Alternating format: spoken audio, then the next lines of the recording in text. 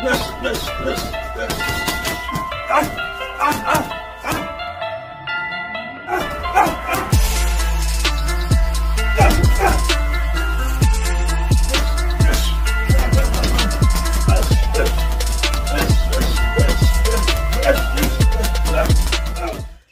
is good with the YouTube fight fans all over the world? It's your boy, the realest of the real. Yes, sir, I said it, Real Talk Boxing. It is a privilege and honor and a major blessing to be back with all you beautiful people yet again. Boxing News 24, man, is where I get most of my info, man. But sometimes they be tripping.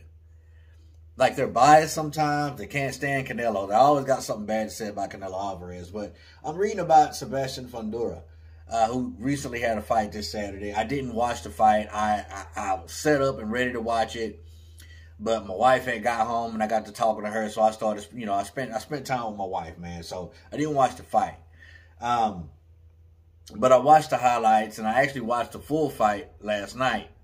But I was watching highlights this morning, and they said here on Boxing News 24 that his stock has dropped after having a poor performance against Ocampa.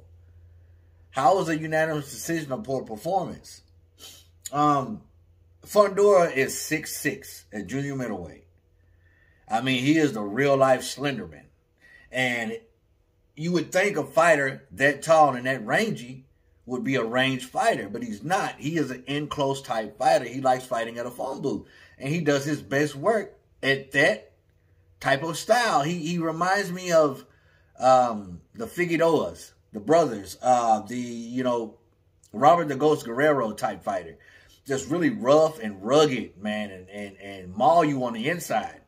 And I love that about Fundora. That's his style. The only thing I don't like about him having that style is that he get hit a little too much for my taste. Like, when he fought Erickson Lubin, man, if you hadn't seen that fight, that whole fight was a highlight reel. And Lubin, got to him, dropped him for the first time. You know what I'm saying? And against Ocampa, him and his camp wanted to work on something different. They wanted to work on his boxing and his range, because when you're a professional fighter, whether you know it or not, you have to have variety. Because that inside fighting, somebody may be better than you at that. And you might have to revert to boxing, actually using your range and your jab. The best example I can give you is Leonard Duran 1. Leonard tried to fight Duran's fight, but Duran was just way tougher and more rugged. And guess what happened in the second fight? Leonard boxed his lips off because Leonard had that variety. He had a full arsenal to where he can go in his tool bag and pull out different things. And that's what I see that Fundora and his camp was working on. Even Fundora said in the press conference, he was like, the post-press conference, he was like, man, we were trying to work on boxing, but it was a little slow to me, so I had to kind of revert back to what I do best. You shouldn't never fully take a fighter away what they're best at.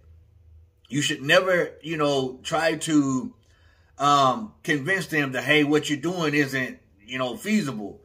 Now, a style like Fundora's doesn't make for a long career in boxing, especially if you're going to get hurt. If anything that you'll be working on more of is defense with Fundora, because he gets hit a lot. I love the Towering Inferno. I love that kid, man. It's ever since the first time I seen him fight, I was like, what is he doing on the inside?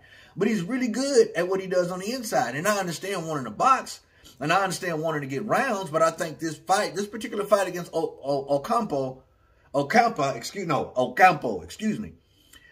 they wanted to work on boxing, and I'm pretty sure his corner was telling him, don't revert back to your, what you do best. We got to work on boxing. We got to get you used to boxing, using your range, because fans were just baffled by why he didn't use that tall frame and that long reach like he's supposed to, supposedly. Don't let the fans get you out of what you do best, because you have a crowd-pleasing style already in Fundora, and I don't think that he should neglect that or, push that to the side. Of course, work on different things. You want to add tools to your belt.